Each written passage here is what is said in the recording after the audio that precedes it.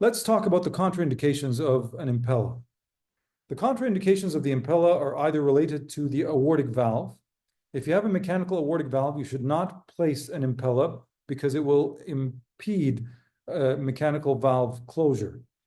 If you have moderate to severe aortic incompetence, you should not have an Impella placed because you'll get a lot of recirculation because of the incompetence. If you have moderate to severe aortic stenosis, this is a relative contraindication.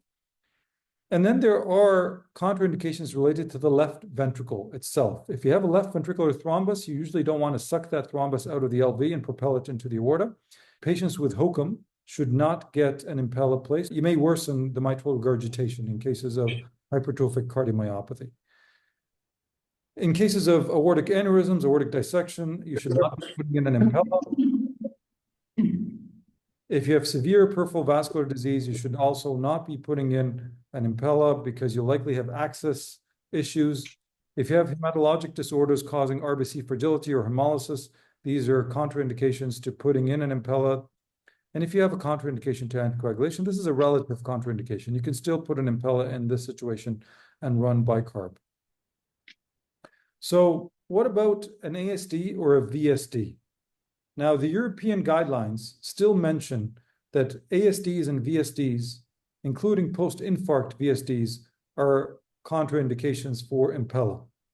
And the reason they say that VSDs are a contraindication for Impella is that when you suck blood out of the LV, you'll drop the pressure in the LV so much that you may cause a reversal of the shunt. The shunt may become right to left, and this will cause hypoxemia. You'll get deoxygenated blood being pumped forward if your Impella reverses the shunt. They also mention that if you have an ischemic VSD and the Impella is sucking the LV contents, it may dislodge the fragile infarcted septal tissue and cause distal embolization and a possible stroke. And so these are the two concerns that have made the European Union say that ischemic VSDs are a contraindication to Impellas. But let's revisit that. Let's talk a little bit about ventricular septal rupture because there is evidence now that Impellas may actually be beneficial as a bridge to surgery in patients with ischemic VSDs or ventricular septal rupture. So let's review ventricular septal rupture. The current incidence in the era of primary PCI is 0.3%. The interventricular septum in acute ventricular septal rupture is ischemic, has poor delineation, infarcted, and is usually very fragile. Now, studies have shown that early repair in the first 7 days is associated with lower survival and higher mortality, and a higher recurrence rate as well. Whereas late repair after the first week is associated with better survival. And so you can see here why that is, because if a surgeon operates on an ischemic VSD or ventricular septal rupture early on, they'll be dealing with very fragile tissues with very poor delineation. And so letting the tissues mature is actually a better way to go and is associated with better survival, and that is delayed surgical intervention. And so to support them till they get the surgical intervention, the classic way to support them is with a balloon pump. Definitive treatment for ventricular septal rupture is a surgical repair. Survival with surgery is much, much better than survival with conservative management and transcatheter closure. And so they need surgery.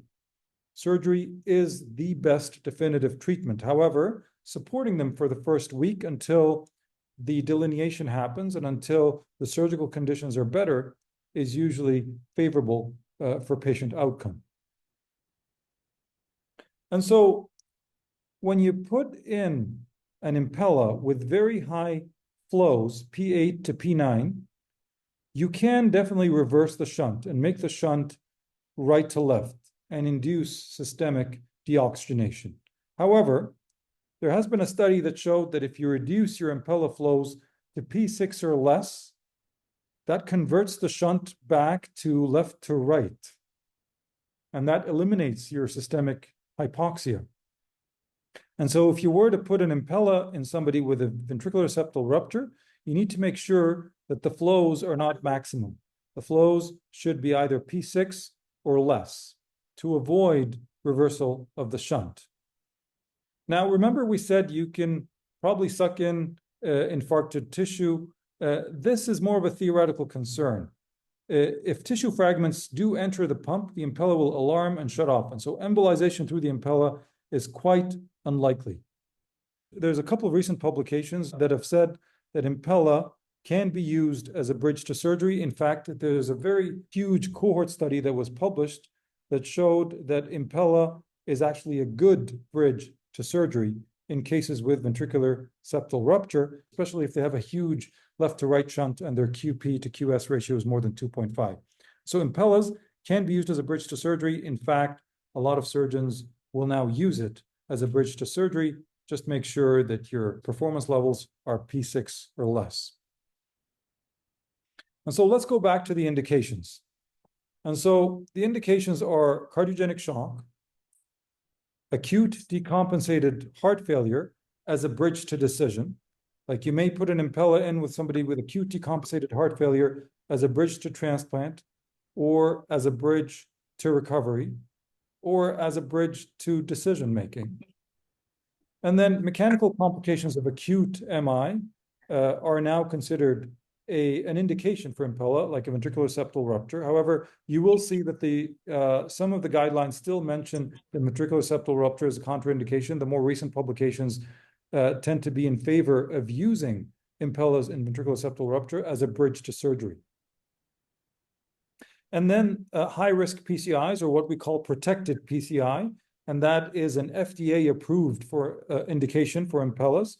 High-risk EP procedures, like VT ablation with poor EF.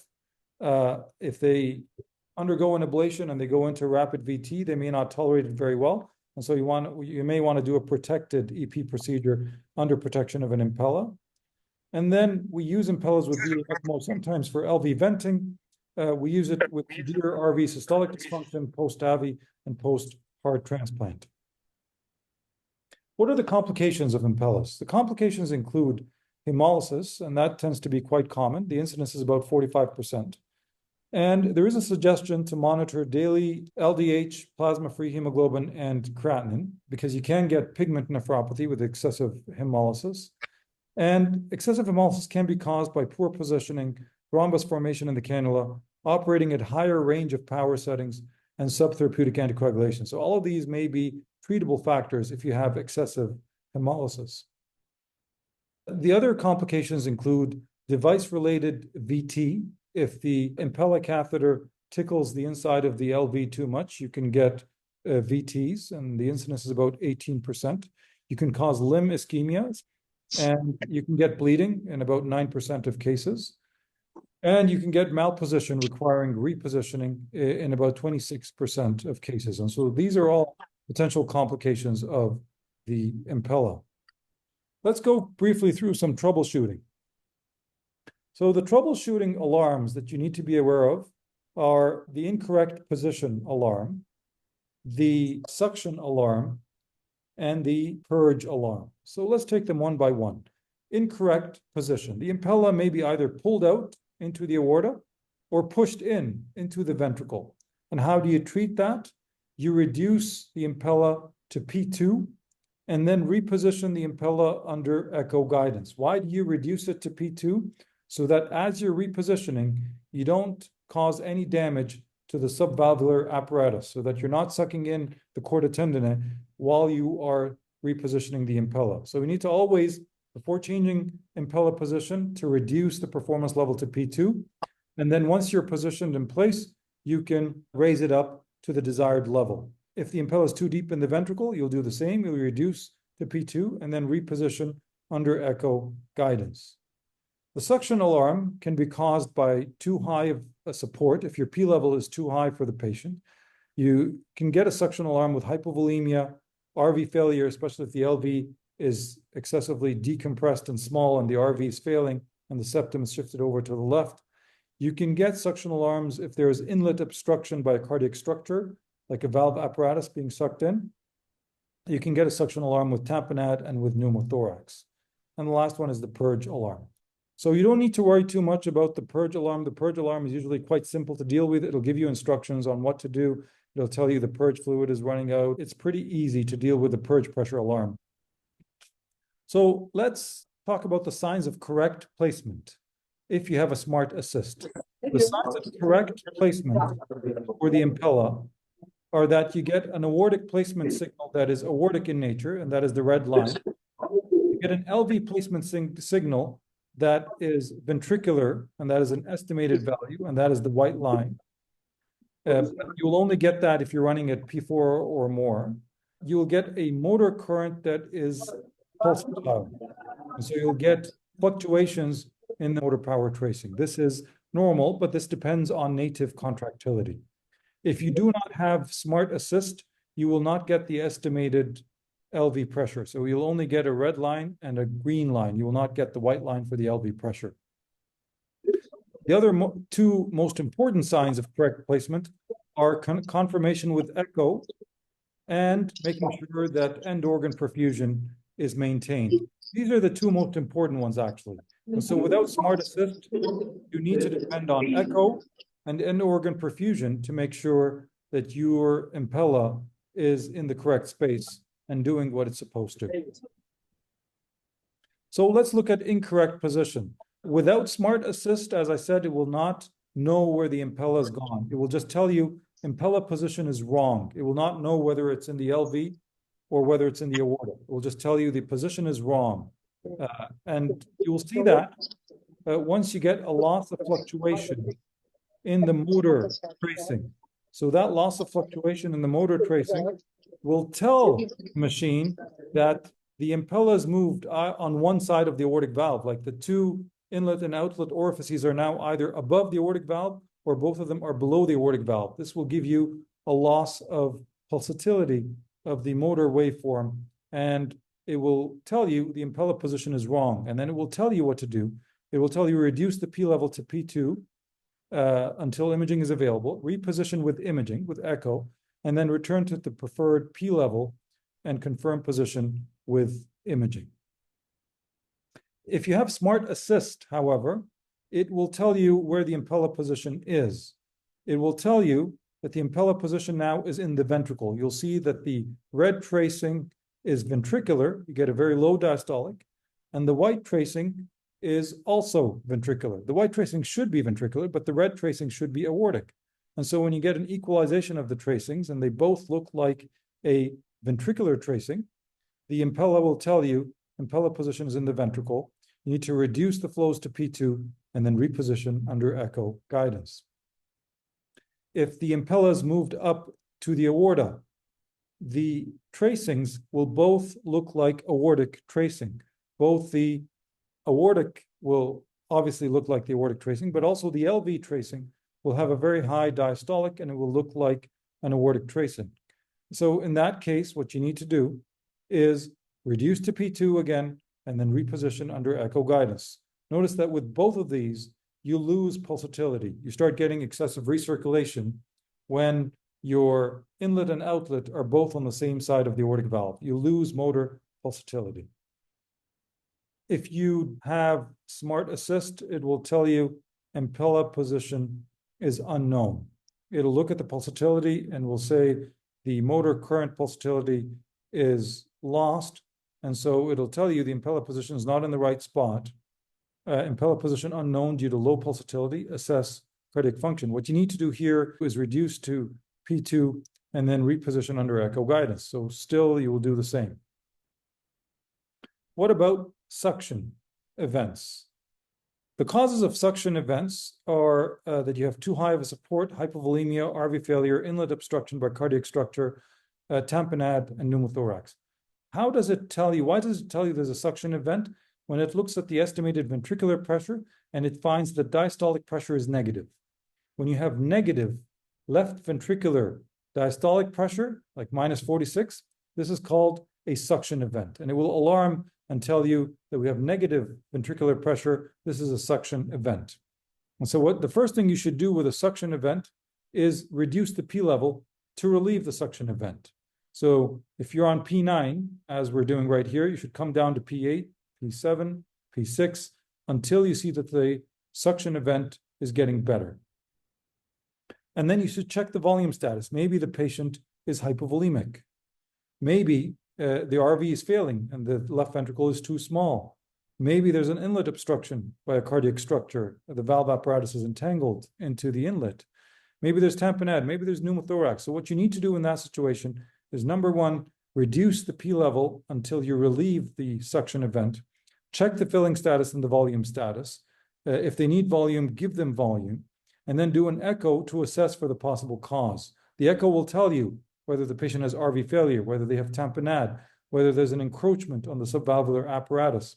All of these are things that you can detect with echo. You should also do an X-ray to assess for pneumothorax as well. And if it's just a volume issue, then sometimes volume will fix it. But if there's one of these reversible causes, then you should treat the cause. So there's special situations. What happens if you have somebody on an Impella and they need to be transferred? Well, the fully charged battery of the Impella can last up to 60 minutes. If they need to go for a CT scan or a coronary angio or whatever investigation they need, then you have 60 minutes to do it before the battery runs out. What happens if a patient arrests while they have an Impella in place? You need to set the Impella to P2 to avoid that continuous suction event with ongoing CPR. Well, remember, when you have a cardiac arrest, you'll have a reduction in flow to the LV. And so if you have a constantly working Impella, it will constantly suck whatever is in the LV. And because there's reduced flow and reduced filling to the LV, you'll have a continuous suction event on the LV if you keep it running at high speeds during a code blue. So just turn it to P2 and then start chest compressions. Once you achieve return of spontaneous circulation, you need to confirm position by echo before restarting. This is extremely important because CPR can dislodge your Impella position. All right, let's go back to the indications and review some of the evidence. So here we mentioned cardiogenic shock is one of the indications of using an Impella. And that has been shown very recently in a very elegant randomized controlled trial called the Danger Shock trial. So this trial was published earlier this year in 2024, and it looked at microaxial flow pumps or Impellas versus standard of care in infarct-related cardiogenic shock. This is the Danger Shock trial, and what they looked at is adult patients with ST elevation MI complicated by cardiogenic shock. They must have had cardiogenic shock to be included with lactates greater than 2.5. The population was a STEMI population. All of these were STEMI patients that were coming into the cath lab complicated with cardiogenic shock. They excluded patients who were comatose survivors of cardiac arrests, and they also excluded patients with RV failure. So this is extremely important because once a patient with cardiogenic shock has a cardiac arrest, their mortality is more affected by their neurologic prognosis. And so that's why they excluded patients who were comatose after cardiac arrest. If anybody sustained a cardiac arrest, they had to be fully awake or at least obeying commands to be included in this study. So they had very narrow inclusion criteria. They had to be strict cardiogenic shock who were neurologically had a good prognosis. And they compared the Impella to standard of care. And what they did is they put in an Impella at the time of PCI, and they ran it at the highest possible performance for at least 48 hours. And they had 179 patients in the Impella arm and 176 patients in the standard of care arm. And so this study started off in Denmark. And initially they were calling it the Dan Shock trial. In 2013, when they first started, because of their narrow inclusion criteria, they found trouble enrolling patients. And the enrollment was very, very slow, and they felt they may not be able to complete the study. So most investigators in this situation would broaden the inclusion criteria so that they would include more patients and get the study over with. That, however, is usually the wrong thing to do. So instead of broadening the inclusion criteria, they stuck to their inclusion criteria and they started enrolling patients in Germany as well. So they included Germany in the study, and that's why they call it the Danish-German shock trial. Danger means Danish-German. And then they also included one center in the UK. And so they were able to complete the study by enrolling patients in other centers in different countries. And what they found was that the 180-day mortality was lower with the Impella, and there was statistical significance with a p-value of 0.04. So patients who had an Impella for infarct-related cardiogenic shock had a better 180-day survival, and that was statistically significant. And you can see here that death from any cause was much less in the Impella arm compared to standard of care. And they had a composite of adverse cardiovascular events as well. That was one of their outcomes. The composite included need for additional mechanical support, need for cardiac transplant, or death from any cause. And that composite was also lower with the Impella compared to standard of care. Now, they looked at the subgroup analysis and they found that males did better with the Impella if they had a mean arterial pressure that was less than 63, meaning that their shock was profound or severe, they did better with the Impella. And if they had more than one diseased vessel on PCI, they did better with the Impella as well.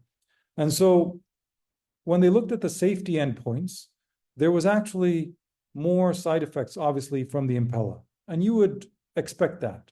The Impella patients had more incidence of a composite endpoint of severe bleeding, limb ischemia, hemolysis, device failure, and worsening aortic regurgitation. And that was to be expected. But what was not expected is that they found that renal replacement therapy was higher in the Impella group. So they found patients in the Impella group actually needed more renal replacement therapy, 41% versus 26% in the standard care group. And why is that? There's multiple reasons. They mentioned possibly survival bias. Patients with the Impella survived more to experience the complication of renal failure. Hemolysis can give you pigment nephropathy, and potentially that can give you the need for renal replacement therapy. And so these are all theories as to why patients on Impella required more renal replacement therapy. However, they did survive better with Impellas. And so they concluded that with the routine use of Impellas, the microaxial flow pumps, in patients with STEMI-related cardiogenic shock, there was a reduced risk of death from any cause at 180 days compared to standard care alone.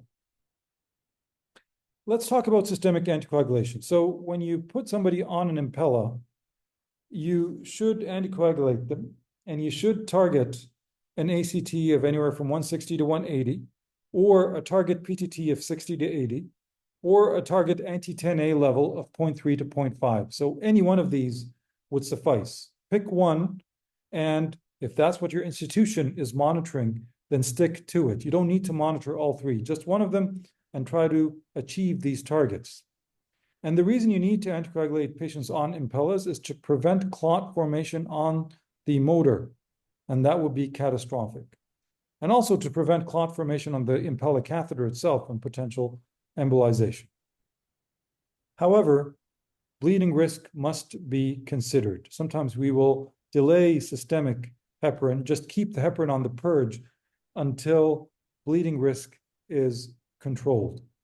And so the purged heparin should always continue. If you're running into bleeding issues, then you may want to run bicarb, but you should always run the purge fluid no matter what. Now, patients with an Impella can get heparin from two sources. They can get heparin from the purge solution, or they can get IV systemic heparin. How much heparin do they get from the purge solution? The rate of the purge is determined by the machine. We do not control the rate of the purge. The purge flow is controlled by the machine to maintain an appropriate purge pressure between 300 to 1,100 millimeters mercury. So we do not control that number. This number is set by the machine to achieve a certain purge pressure. The typical flow rate is anywhere from 20 to 30 milliliters per hour, and the average is usually anywhere from 7 to 20 mils per hour. So when do you initiate systemic heparin? Usually you initiate systemic heparin if the purge solution alone does not achieve your target. And you should start at low doses of heparin, start at 7 units per kilo per hour, and titrate to achieve your target. And so when do we use bicarbonate-based purge solutions? We use bicarbonate-based purge solutions with bicarb if you're concerned about bleeding, Some patients, you'll find they have persistently supratherapeutic PTT, even without heparin, in which case you will not be able to run heparin because they're always above target. Patients, for example, the antiphospholipid syndrome, or they have intrinsic coagulopathy, they'll have supratherapeutic parameters, even without heparin. In that case, it's probably better to run a bicarb-based purge solution, or if the patient has HIT. Last but not least, let's talk about Impella weaning. When you're weaning somebody with an Impella, PA catheters are very, very helpful. And what you want to do is gradually reduce the Impella by 1 or 2 levels every 2 to 4 hours, while monitoring their mean arterial pressure, their heart rate, their inotropic requirements, their urine output, their lactate, their mixed venous oxygen saturation, and their cardiac index. Usually the lactate, SVO2, and cardiac index we measure at least every 4 hours while you're weaning the Impella. And what you want to see is that your mean is maintaining, your CVP is maintaining okay, it's not shooting up, and your wedge pressure is not going high. Your cardiac index is maintained above 2 liters per minute per meter squared. Your central venous O2 is maintained above 60%. Your lactate staying low. Your inotropes are remaining at reasonably low doses. That tells you that the patient is tolerating the gradual weaning attempt.